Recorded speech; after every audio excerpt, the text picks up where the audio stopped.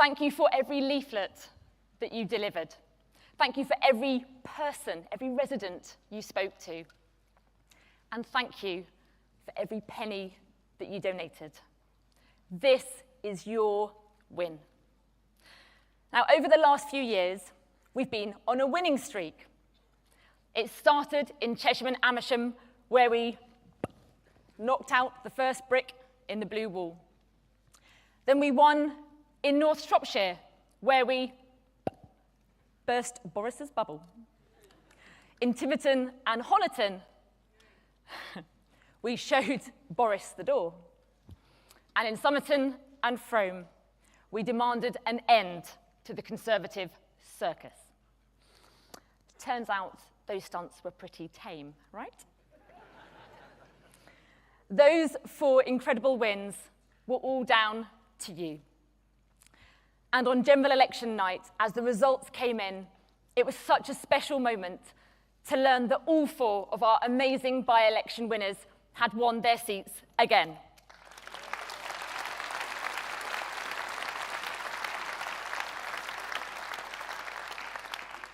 Not just because they're all fantastic MPs and colleagues, but because journalists can never again ask us whether Liberal Democrats can hold on to our by-election seats in a general election.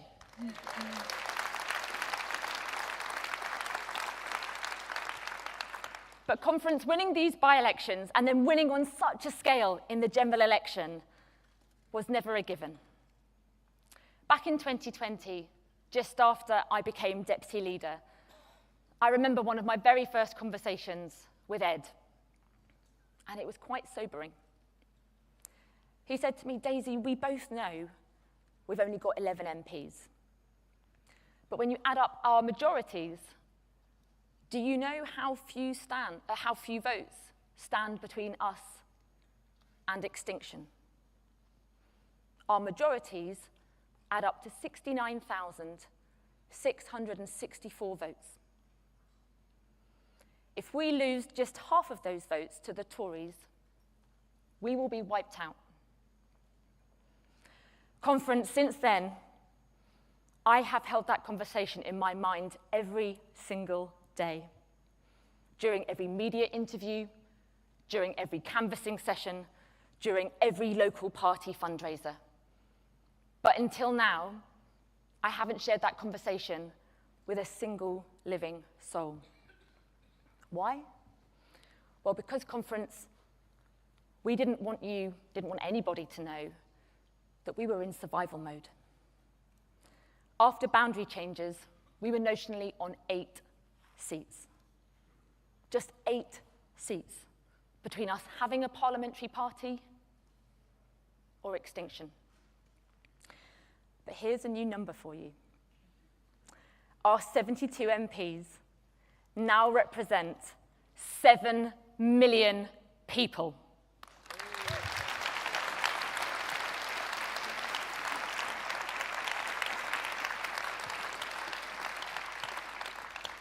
In Parliament, I can't even go to the toilet without bumping into a Lib Dem.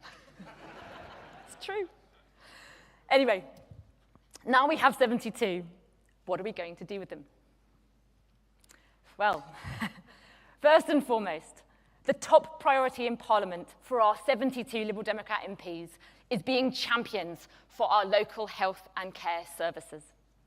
And there's a very simple reason for that, Conference. It was the #1 issue that came up on the doorstep. People struggling to see a GP or a dentist, children waiting months for mental health assessments, people waiting for cancer treatment or hip operations, devastating stories of ambulances that didn't arrive until it was too late. Our NHS pushed to the brink, our care services in crisis.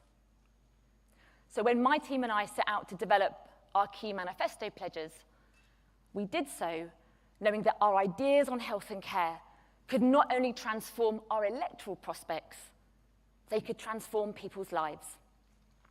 Because, Conference, that is what good health and care services do. They transform people's lives. And I should know, because they transformed mine. You see, 12 years ago, I was rushed to hospital. A few weeks in, I was told that without major surgery, I had just 4 days left to live. My weight had dropped to around 7 stone. My eyesight was failing. My heart rate had plummeted, and my arms were black and blue. I was fed only through a feeding tube. But it wasn't the prospect of major surgery that upset me. It was what they said next. Even if you survive, Daisy, even if you recover, you'll probably never work again. Your Crohn's disease is so aggressive. At most, you might be able to work 1 day a week, but nothing too stressful.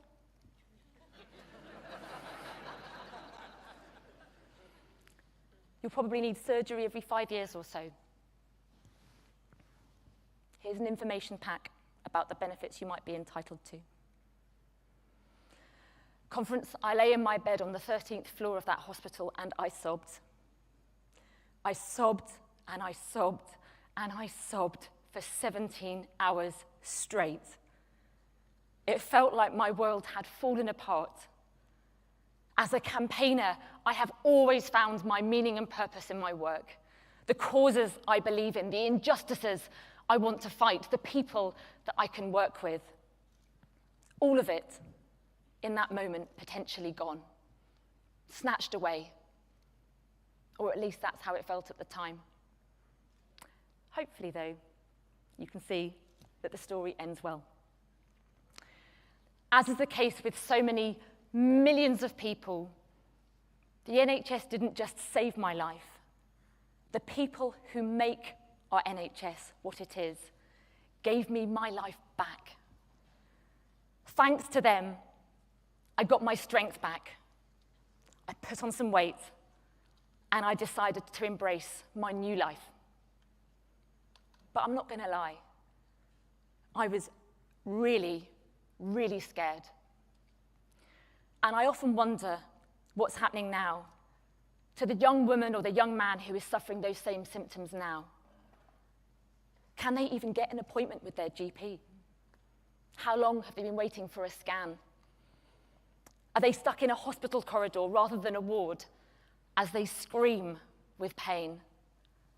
Do the staff have time to hold their hand, to explain the disease, to help them wash? You know, as Liberals, we don't blindly defend the NHS because it's an institution. We defend it because it's the manifestation of an idea, a liberal idea, that our NHS should be free at the point of use and based on need, not ability to pay.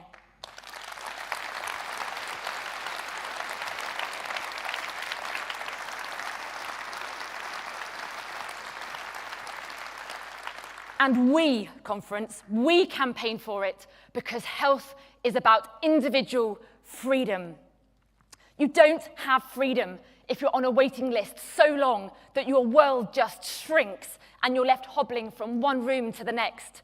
You don't have freedom if you're diagnosed with cancer but you have no start date for your treatment. And you do not have freedom if you're ready to leave hospital and go home, but you're discharged instead to a care home miles away, losing mobility, independence, and connection for the sole reason that there aren't the care workers to help you recover at home.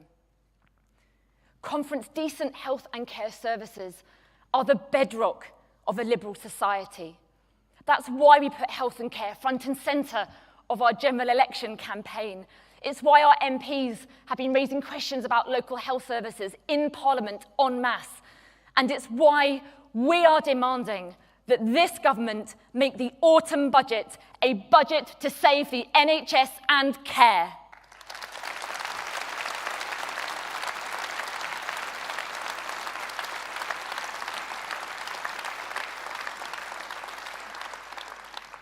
Conference, it is hard to overestimate just how bad the situation is. The Conservatives' legacy could not be worse. They've left the nation's health in a terrible state, ripping away people's freedom to live their lives to the full as they choose. Do you remember what they promised? The Conservatives promised to recruit 6,000 GPs. They promised to build 40 new hospitals. They promised that cancer patients would be able to start their treatment within 62 days, and they broke every one of those promises. They promised to fix social care for good. They promised not to put up taxes to pay for it. They promised that no one would lose their homes to pay for it either. And guess what, Conference? They broke those promises too. And Conference, they promised, the Conservatives promised that the NHS was safe in their hands, but they have brought it to its knees. We must keep their hands off it. We must keep taking the fight to the Tories. We must finish the job.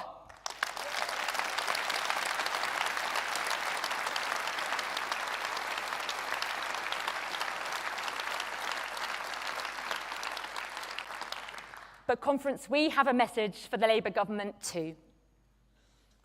The NHS was a Liberal idea, driven forward by Labour, designed by Beveridge, delivered by Bevan. So Wes, if you're listening, take up our ideas or put forward your own. And if we support them, we'll back them. But if we do not see the right level of ambition or urgency, we will hold your feet to the fire.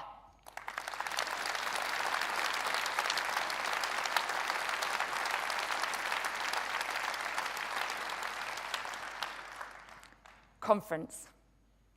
We, Liberal Democrats, must continue to campaign to save our NHS and care like our lives depend on it, because I know, and we know, that so many people's lives really do. Thank you.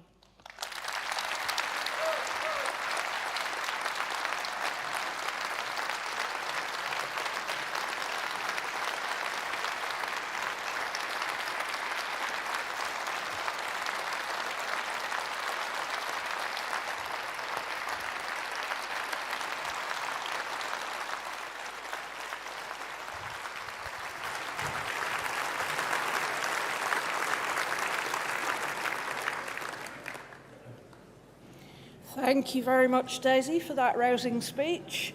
And thank you, Conference. We are now going to be breaking for lunch, and we'll be coming back at 2:10 with an emergency motion, which will be chaired by Duncan Brack. I hope you all enjoy the fringes this lunchtime.